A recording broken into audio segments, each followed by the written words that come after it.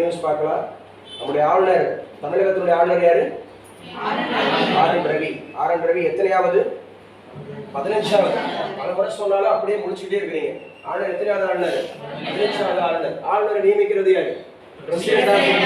ஆளுநருடைய பதவி காலம் என்ன? 5 வருஷம்.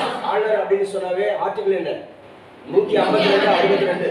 ஆளுநர் சொன்னாவே 152 62. 152 இருந்து 62 வரைக்கும் ஞாபகம் வச்சுக்கணும். ஆளுநர் வந்து சொந்த மாநிலத்தோட இருக்கலாமா? இந்திய குடிமகனாக இருக்கணுமா? இருக்கணும். 35 வயசு பூர்த்தியா இருக்கணுமா? பூர்த்தியா இருக்கணும் அப்படின்னு சொல்லி தேர்தல் நடத்துறாங்களா? தேர்தல் நடத்தல. சரியா? குடியரசுத் தலைவர் நியமிக்கப்பட எத்தனை வருஷத்துக்கு? 5 வருஷத்துக்கு. அல்லது குடியரசுத் தலைவர் விரும்பும் வரை 5 வருஷத்துக்கு அல்லது குடியரசுத் தலைவர் அப்படிங்கிறது. எத்தனாவது ஆளுநர் தமிழகத்தோட? 15வது ஆளுநர் அப்படிங்கிறது ஞாபகம் வச்சுக்கணும். முதல்ல சென்னை மாகாணம் உருவாக்கப்பட்ட போது ஆளுநராக இருந்தவர் யாருன்னு கேட்பாங்க. சென்னை மாகாணம், பிரசிடென்சி ஆஃப் மெட்ராஸ்.